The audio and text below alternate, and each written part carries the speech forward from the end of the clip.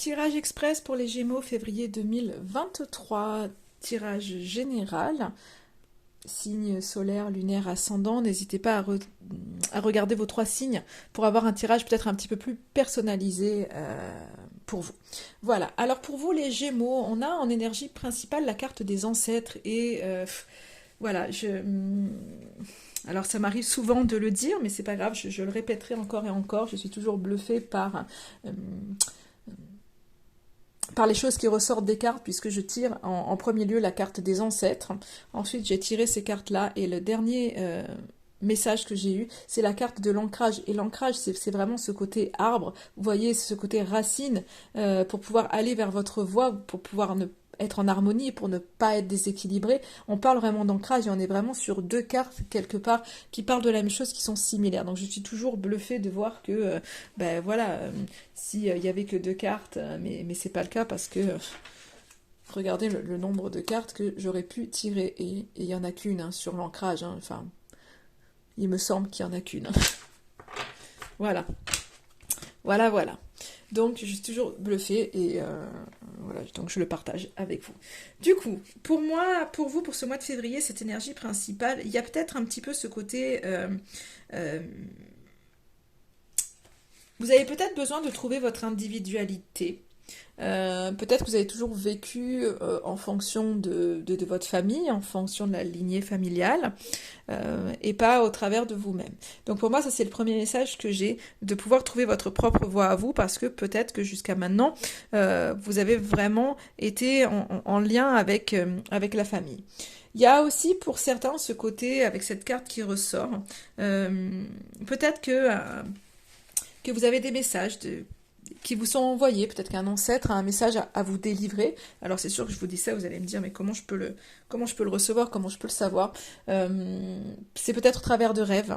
Ce qui me vient tout de suite, c'est peut-être que dans vos rêves, si vous rêvez d'une personne qui disparue, ben faites attention aux choses, ou peut-être demandez hein, en vous endormant le soir que peut-être dites simplement avant de vous endormir que si un ancêtre a un message à vous délivrer, qu'il le fasse au travers d'un rêve et que vous vous souveniez de ce rêve au réveil. Voilà, parce que souvent on a une tendance à ne pas se souvenir des choses, mais il faut demander quand vous voulez vraiment quelque chose.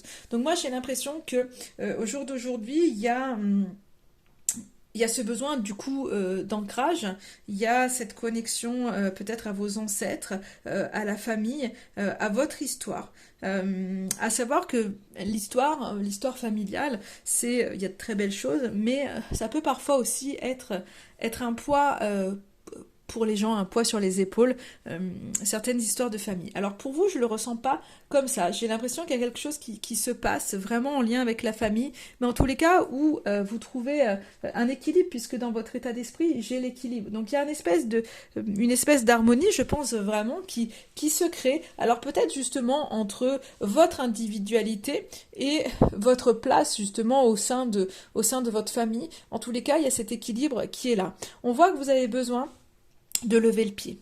Vous avez besoin de vous reposer et de toute façon, on vous invite à ça puisque le conseil, ça va être de vous détendre. Donc pour moi, il y a une espèce de justesse qui arrive par rapport à une lignée, par rapport à la famille, par rapport vraiment à vos racines. On voit que de toute façon, la famille est très importante pour vous. Donc il y a vraiment cette notion-là. Peut-être que vous êtes en train de justement de vous réconcilier avec toute votre histoire familiale. Peut-être qu'il y avait eu un poids sur vos épaules par rapport à des choses passées. Et là, il y a comme un rétablissement des choses. Et vous retrouvez un équilibre, je pense vraiment. S'il y avait eu des discordes avec certaines personnes de votre famille, eh ben pour moi, vous rééquilibrez les choses. En fait, il y a quelque chose qui se tasse. Et de toute façon, vous avez besoin d'être en connexion avec ça. Donc là, pour moi, c'est vraiment ce que je ressens pour ce mois-ci. On voit que vous avez besoin de toute façon de ralentir, de tempérer les choses. Donc peut-être qu'il y avait des conflits familiaux et que là, en fait, vous avez besoin de tempérer les choses, vous avez besoin de calmer un petit peu le jeu. Et ce besoin vraiment de vous apaiser, peut-être vraiment en lien avec quelqu'un de votre famille, avec un ancêtre qui est là. Donc on voit qu'il y a ce besoin-là et on vous invite de toute façon, comme je vous disais, on vous invite vraiment à rester zen, à prendre du recul, à lâcher prise, à prendre du temps pour vous, à vous détendre. C'est vraiment ça en fait pour vous. C'est ok, vous équilibrez certaines choses. Prenez du temps. S'il y avait des conflits, bah, vu qu'on voit que vous avez ce besoin d'apaiser, bah, prenez du recul par rapport aux choses. Et on voit que de toute façon, vous voulez pas être dans la confrontation. Donc il y a quelque chose vraiment qui est en train de s'équilibrer. Donc laissez faire en fait. Laissez faire.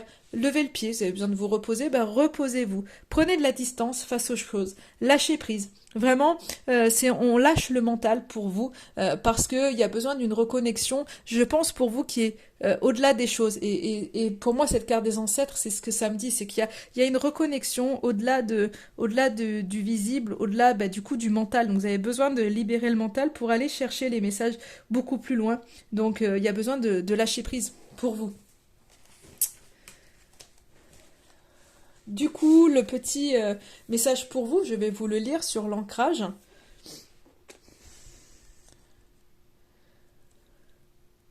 C'est la meilleure technique pour te rapprocher du divin et être en harmonie. Trouve un arbre, enlace-le et ferme les yeux. Inspire et imagine une lumière noire au niveau de ton chakra couronne. Expire et fais-la descendre dans ton corps jusqu'aux pieds, puis donne-la à la terre et aux racines de l'arbre. À présent, pose tes mains sur l'arbre. Visualise une lumière blanche qui en sort, le prana. Elle imprègne tout ton corps, te faisant ressentir frissons et picotements. Voilà pour vous le message. Et c'est vrai que l'ancrage, quand on se sent un petit peu déstabilisé, quand il y a beaucoup d'émotions, des choses comme ça, l'ancrage est essentiel parce qu'au moins on se sent connecté à la terre. Et du coup, quand il y a des choses qui arrivent, pas forcément agréables, eh bien, on est moins, on part moins dans tous les sens.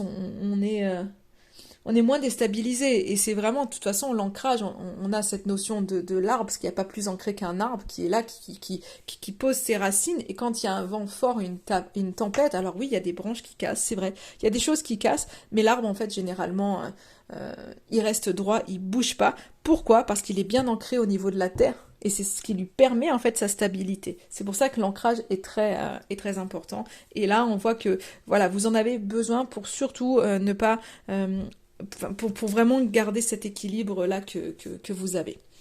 Voilà pour vous, amis Gémeaux, pour ce mois de février.